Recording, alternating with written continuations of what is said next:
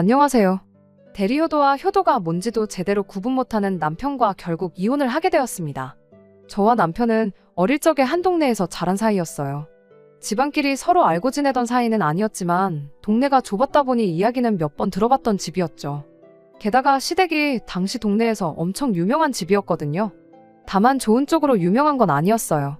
한동안 동네 사람들 입에 오르내리게 만든 사건이 하나 있었는데 그게 지금은 연락도 되지 않는 남편의 친아버지가 당시 다른 사람과 눈이 맞아서 야반도주를 해버린 사건이었죠.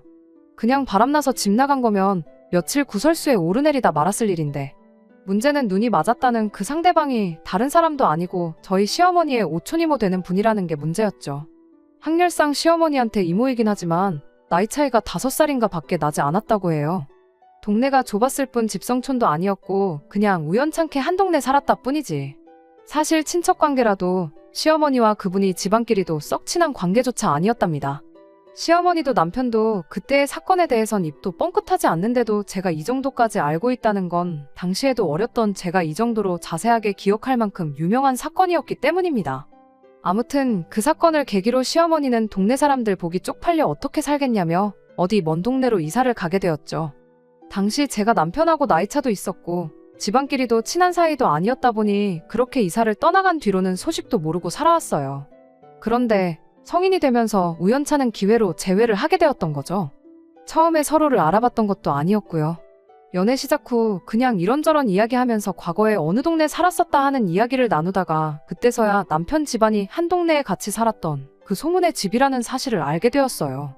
저나 남편 두 사람 다 그때의 일은 전혀 개의치 않았습니다. 20년이나 더 지난 일이기도 하고 사실 남편 아버님이 잘못한 거지 시어머니는 따지고 보면 피해자나 마찬가지였잖아요. 게다가 저희 집도 남편네가 이사를 떠나고 얼마 지나지 않아서 더 좋은 환경에서 저를 공부시키겠다는 이유로 서울로 이사를 했어요. 어릴 적에 살았던 그 동네는 더 이상 저희한테는 아무 관련이 없는 동네나 마찬가지였으니 저희가 연애를 하는 데 있어서 그때의 일이 저희 관계에 영향을 주는 일은 없었죠. 아니, 없다고 생각했다는 말이 더 맞는 말이겠네요. 남편과 연애를 시작하고 1년쯤 지났을 때 양가에서 저희가 연애를 하고 있다는 사실을 알게 되었습니다. 저나 남편이나 결혼할 나이이기도 했고 저희 집에서도 제가 연애한다는 걸 알게 되니 이번에는 결혼을 하는 거냐며 알게 모르게 압박을 주기 시작했죠. 마침 그때쯤 남편도 저와 결혼을 하고 싶다는 이야기를 꺼내왔고요. 저도 남편이랑 연애하면서 결혼에 대해서 진지하게 생각해봤던 적도 몇 번 있었다 보니 그렇게 자연스럽게 결혼 준비를 시작했어요. 시어머니도 아들이 결혼한다니 엄청 기뻐하셨는데 문제는 처음 결혼 허락을 받는다고 인사를 드리러 갔던 날 저희가 같은 동네에 살았다는 사실을 알게 된 순간부터 시어머니의 반응이 180도 달라졌습니다. 남편 딴에는 인연도 이런 인연이 없다는 식으로 너스레를 떨면서 꺼낸 말이었는데 시어머니 입장에서는 그때의 그 과거가 동네 사람들 입에 오르내리던 그 시절이 트라우마처럼 남아있었기에 결코 환영을 할 수 없었던 상황이었던 거죠. 저야 워낙 꼬맹이 시절이었으니 그렇다 치더라도 저희 부모님은 시어머니와 같은 세대였고 시어머니 입장에서는 사실관계를 떠나서 당신을 두고 뒤에서 호박씨를 까던 동네 사람들 중에 한 명처럼 느껴졌을 테니까요. 그날 대놓고 이 결혼을 허락 못한다는 식으로 말을 하지는 않으셨지만 저희 집과 사돈을 맺기 꺼려한다는 느낌을 받았어요. 이제 결혼은 물 건너갔구나 그런 생각까지 들었습니다. 연애하는 내내 본인은 아니라고 부정했지만 시어머니를 향한 남편의 애틋함은 남달랐거든요. 어머니가 아버지도 없이 혼자 힘으로 나를 키우는데 엄청 고생하셨다 하는 이야기를 몇 번 했었고 나도 이제 다 컸으니 어머니가 이제 당신 행복을 찾으시면 좋겠다는 식으로 자주 말을 했었어요. 만약에 시어머니가 이 결혼은 허락할 수 없다고 나오면 아마도 남편은 시어머니 뜻을 거스르지 못하겠구나 싶었고 상견례 날짜를 정해야 하는데 도통 날짜를 주지 않았던 시어머니를 보니 제 예상이 어느 정도 맞았구나 싶었어요. 하지만 제 예상을 깨고 남편은 저와의 결혼을 포기하지 않았고 시어머니를 설득해냈습니다. 자식 이기는 부모 없다고 결국 결혼을 허락해 주셨어요. 그렇게 양가 상견례를 하게 되었죠. 상견례 당일 시어머니는 콕 집어서 다른 건 몰라도 그때 당시 같은 동네에 살았던 사람들은 되도록 결혼식에 부르지 않았으면 좋겠다는 식으로 먼저 말을 꺼내왔어요. 저희도 얼마 지나지 않아서 이사를 갔고 아직까지 연락을 하고 지내는 사람들은 없으니 크게 걱정 마시라는 친정어머니의 대답을 듣고 시어머니도 많이 안심하는 눈치였습니다. 상견례 후 친정어머니께서는 시어머니가 제가 같은 동네 살았던 사람이라서 무작정 결혼을 반대하는 건 줄 알았는데 결혼식장에 동네 사람들 다시 만나는 게 싫어서 저랬던 거였구나 하고 다행이라고 하셨죠. 괜히 반대하는 결혼 억지로 시켜서 귀한 딸 시어머니 눈치 보면서 살게 만드는 거 아니냐고 내심 걱정을 하셨다고 하시더라고요. 별거 아닌 이유였지만 어머니 반대에도 끝끝내 결혼 허락을 받아낸 사위도 든든하고 우리 딸 이쁨 받으며 행복하게 사는 일만 남았다고 좋아하셨어요. 그렇게 남편과 결혼을 하게 되었습니다. 친정어머니 말처럼 저도 똑같이 순탄한 결혼 생활을 하게 될 줄 알고 있었어요. 하지만 결혼을 하고 얼마 지나지 않아서부터 그 생각이 틀렸다는 걸 뼈저리게 느끼게 되었습니다.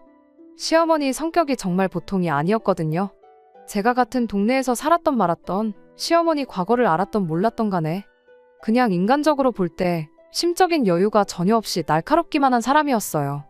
오죽하면 남편 아버님이 얼마나 시달렸으면 야반도주까지 하게 되었을지 이해가 된다 싶을 정도였습니다. 운 나쁘게도 마침 눈 맞은 상대방이 시어머니의 오촌이 모였을 뿐 그 누구였어도 다른 사람 찾아서 새살림 차릴만도 하다 싶을 정도로 사람을 숨도 못 쉴 정도로 압박하는 그런 능력이 있는 분이셨죠. 어머님과 저 사이에서 중간 역할 하나만큼은 제대로 해줄 거라고 믿었던 남편마저 결혼하고 나니 곧바로 태도를 달리했죠. 시어머니와 저 사이에 무슨 일이 생기거든 무조건 아랫사람인 며느리가 숙이고 들어가는 게 맞다는 식으로 문제를 직면하지 않고 피하려고만 해왔어요. 제가 뭐 대단한 걸 바란 것도 아니었습니다. 자기 어머니 끔찍하게 생각해주는 효자 아들이었다 보니 신혼집도 시댁에서 가까운 곳으로 구했었어요. 그 덕에 일주일에 최소 3번은 시댁에 다녀와야 했고 남편 편하게 들어누워 쉬는 동안에도 저는 시어머니를 대신해 시댁 집안일을 대신 해야 했습니다. 시대가 요즘 같지 않았던 제가 며느리돌이를 하는 게 당연하게 여겨지던 때였다 보니 시댁에 자주 들락거리며 집안일을 해야 했던 것에 불만을 가졌던 건 아닙니다. 다만 시어머니는 제가 좋은 마음으로 도와드려도 단 한 번을 제가 해놓은 결과물을 만족해하는 법이 없으셨죠. 콩으로 메주를 쓴다고 해도 일단 며느리 손길이 닿기만 하면 콩이 아니라 파트로 하는 거라고 잔소리를 늘어놓는 시기였습니다. 시어머니한테서 인정을 받고 싶던 것도 아니었고 칭찬 한마디 안 해주는 게 서운했던 게 아니었죠. 단지 남편이 시어머니가 저렇게 말도 안 되는 걸로 저한테 생트집을 잡고 저를 못살게 굴 때 그때 한 번만 제 편에 서서 어머님께 한마디만 해줬었으면 싶었어요. 정말 별것도 아니었는데 남편은 제가 그런 말을 할 때면 다른 며느리들도 다 하는 건데 뭐가 그렇게 유난이냐. 우리 어머니 같은 시어머니도 따로 없다고 직장 동료 누구 이야기를 하면서 시어머니 모시고 살면서 고된 시집살이를 참는 사람들도 있는데 너 정도면 운 좋은 줄 알라는 식으로 제게 참고 살기를 강요했습니다. 참고 넘어가서 끝날 일이었으면 참았겠죠. 처음에는 저도 참아도 보고 한 귀로 듣고 한 귀로 흘려보려고 해보고 제가 할 수 있는 방법을 총동원했었어요. 하지만 그렇게 하면 할수록 시어머니는 제가 꼬리를 내렸다고 생각하셨던 건지 저에게 더 모질게 굴기 시작했죠. 지성이면 감천이라고 언젠간 제 진심을 알아주지 않겠나 생각하며 최선을 다했지만 그런 마음가짐도 점점 옅어지기 시작했어요. 한때는 그냥 확 이혼을 해버릴까 하는 생각을 가졌던 적도 있었죠. 요즘이야 또 이혼한 게 흠이 아니라고 하지만 그 당시는 사회적 분위기가 전혀 그렇지 않았거든요. 그땐 이미 아이들이 태어난 뒤였다 보니 이혼녀 딱지 달고 애 키우며 받을 주변의 시선도 또 아이들이 견뎌내야 할 주변의 손가락질도 걱정이 돼서 그렇게 할 수가 없었습니다. 그렇게 하루하루가 지나가다 보니 언젠가부턴 상처에 딱지가 생겨 굳은 살이 생기는 것처럼 시어머니 잔소리가 당연하게 느껴져서 상처가 되지도 않았어요. 오히려 저한테 잘해주면 그게 더 걱정스러울 정도였죠. 그렇게 되고 나서부터는 시어머니가 무슨 말을 해도 덤덤하게 받아들일 수 있었고 그리고 아이들이 어느 정도 자라고 나서는 일부러 직장을 구해서 맞벌이 생활을 시작했습니다. 일 핑계로 매일같이 들락날락해야 했던 시댁에도 발길을 최대한 끊기 시작했고요. 불행이라고 해야 할지 다행이라고 해야 할지 당시 남편이 회사에서 간당간당하던 시기라 제가 일하는 걸 막을 수 있는 사람은 아무도 없었습니다. 맞벌이를 시작하면서 저도 바쁜 삶을 살아야 했다 보니 시댁에 관련된 일에 관해선 전부 남편 보고 알아서 하라고 했어요. 남편에게서 경제적으로 독립을 했다. 뭐 그런 거창한 이유 같은 건 하나도 필요 없이 딱 하나 시어머니 때문에 받아야 할 스트레스가 사라지게 된 게 제일 좋았습니다. 다만 맞벌이하면서 경제적으로 조금 숨통이 트이게 되니 남편이 시어머니한테 물심양면적으로 퍼주는 건 열받는 일이긴 했네요. 그래도 이제 나도 버니까 그냥 그 얼마 안 되는 벌이로 내면의 평화를 샀다고 생각하자 하고 말기로 했습니다. 그렇게 지금까지 여태껏 잘 살아왔어요. 매주 몇 번씩 시댁 가서 시달리고 잔소리 듣고 하는 일이 없으니 시어머니와 관계도 그럭저럭 나쁘지 않았죠. 물론 거기에는 남편이 매달 100만 원씩 퍼주던 금전적인 지원이 있기도 했지만 만족스러운 나날들이었어요. 아이들도 엇나가지 않고 제 속 한번 썩히지 않고 착하게 자라주었고요. 그런데 지난해 여름부터 다시 시어머니한테서 전화기에 불이 나게 연락이 오기 시작했습니다. 맞벌이 시작한 이래로 시어머니 부양을 가장한테 떠넘긴 게으른 며느리라며 개인적으로는 연락 한 통 없으셨던 분이 노안이 어쩌고 저쩌고 하면서 오늘은 여기가 아프다, 오늘은 또 저기가 아프다 하면서 앓는 소리 죽는 소리를 쉴 틈 없이 해대셨어요. 예전이었다면 꼼짝도 못하고 앓는 소리 끝까지 다 들었겠지만 저도 예전에 제가 아니었으니 한마디 했죠. 어머님 아프시면 병원에를 가셔야지 저한테 전화하신다고 아픈 게 없어지냐고요. 집 근처에 병원이 없는 것도 아니고 큰 병원 가고 싶으면 애들 아빠한테 연락하셔서 한번 날 잡고 다녀오시라 했습니다. 하지만 이런 제 대답에도 시어머니는 아랑곳하지 않고 몇 날 며칠을 몸이 안 좋다는 이야기로 계속해서 전화를 해대셨어요. 견디다 못한 제가 남편한테 어머님 모시고 병원 좀 다녀와 보라고 일하는데 전화 받는 것도 이제 눈치 보여서 못하겠다고 한마디 했습니다. 남편 직장 특성상 중간에 시간을 비우기가 어려운 상황이라는 건 저도 알고 있었어요. 그에 비해 제 직장은 일하는 중간에 개인 시간을 활용하는 데 있어서 상대적으로 탄력적인 부분이 있었고요. 게다가 남편은 대중교통을 이용해서 출퇴근을 하고 있었고 그 덕에 차는 제가 쓰고 있었기도 했거든요. 말은 그렇게 했지만 남편이 부탁하면 한두 번쯤은 시간 내서 어머님 모시고 병원에 다녀올 생각도 갖고 있었죠. 하지만 남편은 무슨 고집이었는지 저한테 병원의 병 이야기도 꺼내지 않았습니다. 처음엔 저도 남편이 시어머니가 꾀병을 부리고 있다고 생각하고 있나 보다 하고 대수롭지 않게 여겼습니다. 하지만 시어머니의 앓는 소리는 끝나지 않았어요. 오히려 하루에도 두세 번씩 전화가 오는 등 더 심해지기 시작했습니다. 남편이 부탁해오길 기다리다간 제가 제명에 못 살 것 같아서 결국 제가 포기하고 시어머니한테 병원 예약해 놓을 테니 저랑 한번 다녀오시자 말을 꺼냈습니다. 그런 제 제안에 시어머니는 너는 눈치가 없는 거냐 아니면 알고도 모르는 척을 하는 거냐 하면서 한마디를 하더군요. 저도 마지못해 가자고 꺼낸 말이었고 본인이 안 가겠다는데 제가 억지로 끌고 갈 필요도 없어졌으니 오히려 잘 됐구나 싶었죠. 길게 설명할 것도 없이 그럼 병원에 가야 할 정도로 아프신 건 아닌 것 같으니 그렇게 알겠다고 말하고 그냥 전화를 끊어버렸어요. 성한 곳이 하나도 없이 여기저기 다 아프다 하시면서 병원은 안 가시겠다는데 제가 뭐 어떻게 해드릴 수 있는 게 없잖아요? 병원 모시고 가겠다는 말 정도면 충분히 제 할 도리는 다 했다 싶었고 그 뒤로 시어머니한테 걸려오는 전화는 전부 무시해버렸습니다.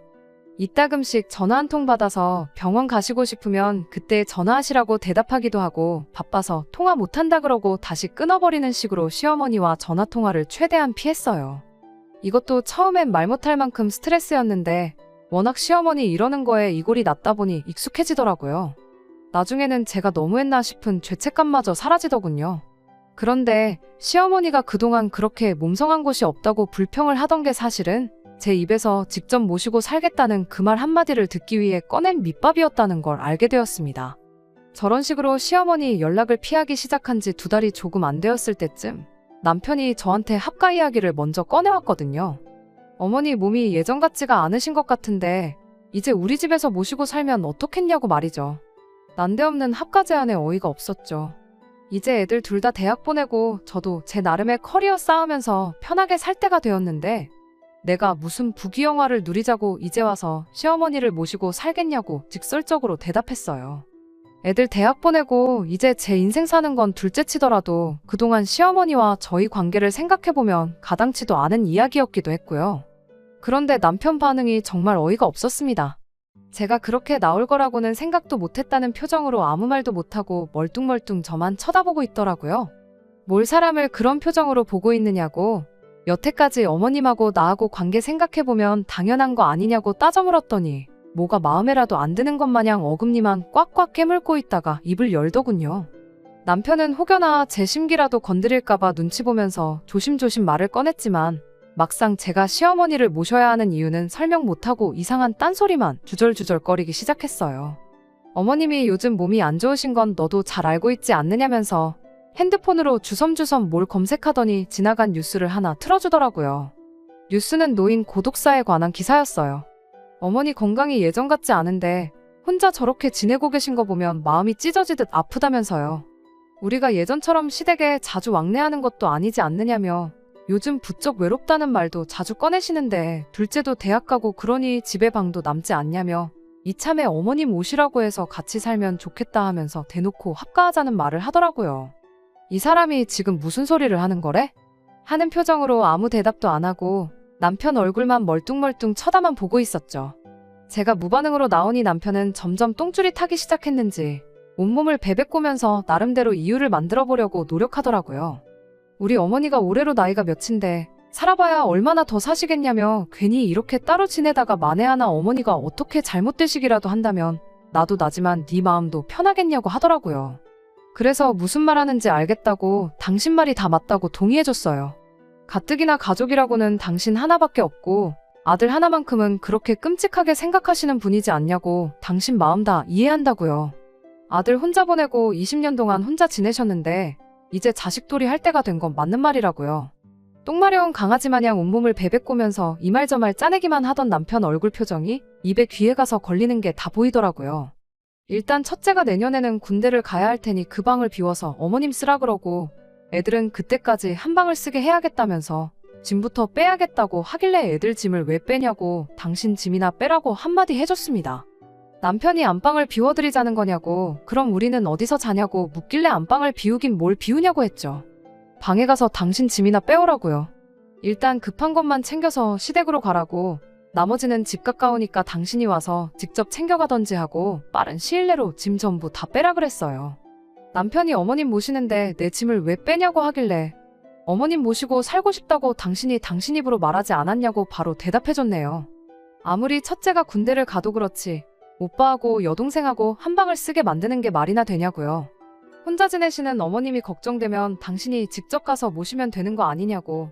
나도 당신 이야기 들어보니 우리 친정부모님 생각이 나서 안 되겠다고. 애들 독립할 때까진 내가 어떻게든 참고 견뎌볼 테니 당신 장인장모는 걱정하지 말라고 했어요.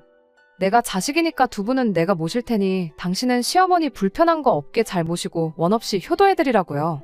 남편은 자기가 하는 말을 제가 제대로 이해를 못한 것 같다며 모시고 산다는 게 내가 어머니 집에 들어가 산다는 게 아니고 어머니를 우리 집으로 모시는 거라고 설명을 하더라고요. 그래서 제가 남편한테 이 집이 당신 혼자 사는 집이냐고 우리 네 가족 다 같이 사는 우리 집인 거 모르냐고요. 그런 중요한 일을 혼자 결정하는 것도 어이가 없고 싫다는데도 꼭 모셔야겠다고 하는데 이 일로 가족들끼리 얼굴 불길을 만드는 것보다 당신 혼자 어머님 댁에 들어가서 사는 게 훨씬 더 좋은 방법 아니겠냐고 한마디 해줬습니다. 남편이 제 말에 꼬투리를 잡더니 그럼 이 집이 네 혼자 집이냐고 애들 의견도 한번 들어보자고 하면서 언성을 높이더니 방에 있던 애들을 거실로 다 불러내는 겁니다. 안방에서 남편하고 이야기를 나누고 있긴 했지만 애들도 눈치가 있으니 무슨 이야기 하는지 대충은 알고 있었을 거예요. 거실에 모이자마자 하나같이 입을 모아서 할머니랑 같이 살고 싶지 않다고 딱 잘라서 말을 해주더군요. 어머님이 그래도 손주인 애들한테는 저한테 하는 거와는 다르게 참 잘해주시긴 했어요. 남편도 그걸 알고 그걸 믿고 애들한테도 의견을 물어보자고 했던 거였겠죠. 다수결로 저를 찍어 누를 수 있다고 믿었나 본데 잘해주신 건 잘해주신 거고 애들도 커가면서 제가 시어머니한테 어떤 대우를 받으며 지냈는지 그리고 남편이 시댁에 가서 얼마나 아무것도 안 하고 저 혼자만 부려먹었는지 직접 두 눈으로 보고 커왔으니 시어머니를 이 집에 모셔서 함께 살게 된다면 집안 분위기가 말도 못하게 삭막해지겠다는 걸 누구보다 잘 알고 있었습니다. 그리고 뭐 아무리 첫째가 곧 군대를 간다고 해도 2년도 안 되는 짧은 기간인데 방 하나를 시어머니한테 비워주고 아무리 남매라고 해도 20살이 넘었는데 여태껏 따로 방 쓰다가 다 커서 방 하나를 같이 써야 한다는 사실도 엄청 싫었을 거예요. 남편이 할머니 모시고 사는데 불만이 있냐 없냐를 묻기도 전에 딱 잘라서 대답을 해주는데 제 속이 다 후련하더라고요. 남편이 할머니가 니들한테 그동안 얼마나 잘해줬는데 니들이 그럴 수가 있냐며 배은망덕하다고 입에 개거품을 무는데 딸아이가 남편한테 한마디 하더군요. 할머니가 자기들한테 잘해주셨던 만큼 엄마인 저에게도 똑같이 잘해주셨으면 반대 안 했을 거라더라고요. 할머니랑 같이 산다고 해서 아빠가 이 집에서 달라질 건 없지만 엄마는 아니지 않냐고요. 매일 엄마가 할머니한테 시달리면서 살게 뻔한데 그걸 알고도 모시고 살자고 하면 그거야말로 엄마한테 배은망덕한 자식이 되는 거 아니겠냐는데 20살 딸아이 말 한마디에 아무 반박도 못하고 아무 말도 못하는 남편을 보니 정말 그 맛이 깨소금 맛이었네요. 남편한테 애들 생각도 나랑 똑같은 것 같은데 더 이야기할 게 있냐고. 짐 챙기는 거 도와줄 테니까 베란다 가서 가방이나 꺼내오라고 했네요. 세상 다 잃은 표정으로 멍하니 있더니 가방 꺼내오라는 말에 혼자 급발진을 해서는 악담을 쏟아내기 시작하더군요. 너는 안 늙는 줄 아냐. 애들이 뭐를 보고 배우겠냐고. 나중에 너도 똑같이 보살핌이 필요할 때 오늘 일을 후회하게 될 거다 하면서요. 당신 여태 누구랑 대화하고 있었냐고. 어디 혼자서 딴 데 다녀왔냐고 바로 받아쳐줬죠. 당신은 당신 소원대로 시어머니 모시고 나는 친정부모님 모시겠다고 하지 않았냐. 당신이 원하는 대로 자식이 부모 책임지는 모습을 보여줬는데 혼자 딴소리를 하고 있냐고요.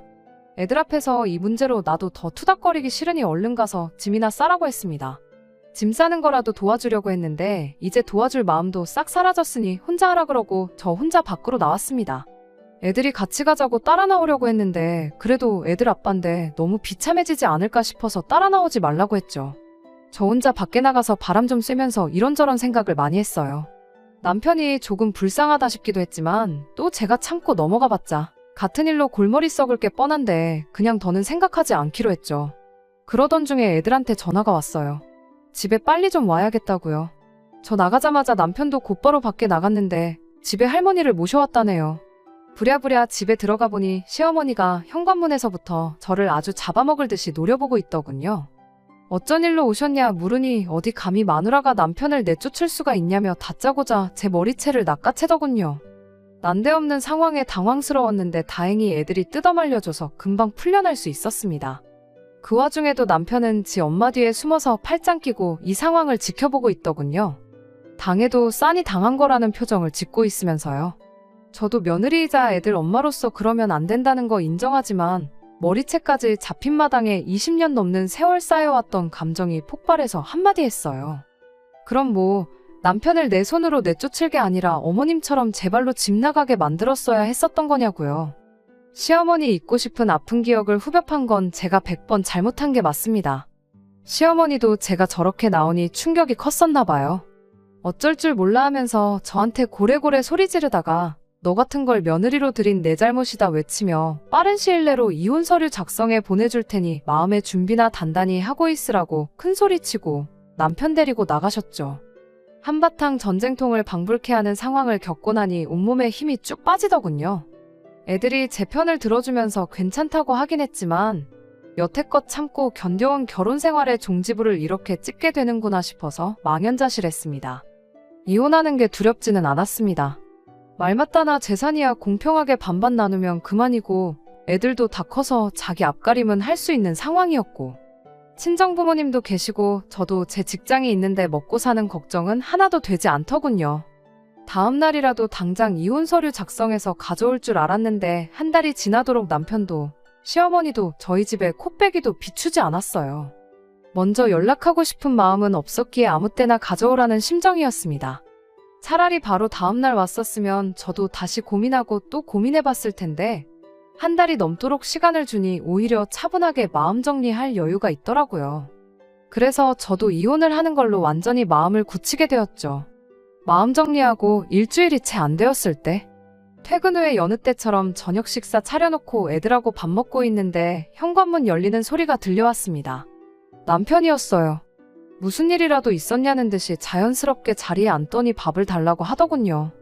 아무 말도 안 하고 묵묵히 밥을 다 먹고는 자연스럽게 안방 침대에 들어가서 드러눕는데 이혼 서류를 가져온 것도 아니고 사과를 하는 것도 아니고 뭐 하자는 건가 싶더라고요. 남편한테는 말도 꺼내기 싫어서 시어머니한테 전화해 어머님 아들이 왜 우리 집에 와 있는지 모르겠다고 오셔서 데려가시든지 하셔라 제 할 말만 전하고 전화 끊어버렸습니다. 1분도 안 걸려서 시어머니한테 다시 전화가 왔어요. 저한테 미안하다고 하시더니 이제 할 만큼 하지 않았냐고 하면서 남편과 화해를 하랍니다. 이혼시킨다고 하시더니 왜 이제 와서 말을 바꾸시냐고 나는 내 마음 바꿀 생각이 없다고 말했어요.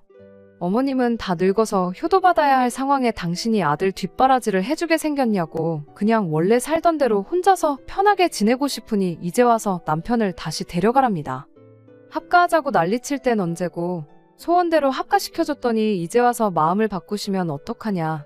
남편만 혼자 보낸 게 아니라 우리 집에 들어와서 사셨어도 한 달 만에 이렇게 마음을 바꾸셨을 거냐 따지니 아무 말도 못 하시더군요. 합가해서 며느리가 모셔주고 살 줄 알았는데 혼자서는 밥도 못 차려 먹는 아들 뒷바라지 하려니 혹이 하나 생기신 것 같아 그러시냐고 일 없다 말하고 다시 전화 끊었습니다. 그 와중에 아무 일도 없었던 것처럼 방에 들어가 있던 남편이 제가 통화하는 내용을 들었는지 갑자기 뛰쳐나와선 너는 시어머니한테 말버릇이 그게 뭐냐고 저한테 화를 내더라고요. 싹싹 빌어도 모자랄 판에 정신 못 차리고 저러는 걸 보니 역시 괜히 마음 약해져서 남편을 다시 받아주지 않기를 잘했다 싶었죠. 그날 어머님이 내 머리채 잡고 폭언을 했던 것 말고도 여러 가지 증거도 가지고 있으니 좋은 변호사부터 알아보라고 했어요. 처음 말했던 대로 이혼 서류 작성해서 가져오면 소송까지는 가지 않겠다고 단호하게 말했죠. 남편은 씩씩거리더니 다시 집을 나갔어요. 그리고 며칠 뒤에 말했던 대로 이혼 서류를 가져왔고 얼마 전에 결국 남편과 이혼 서류 접수하고 길고 긴 결혼 생활의 종지부를 찍기로 했습니다. 남편이 이혼하고 시댁으로 갔는지 어머님한테 애물단지 취급받다가 시댁에서도 쫓겨났을지는 궁금하지도 않아요.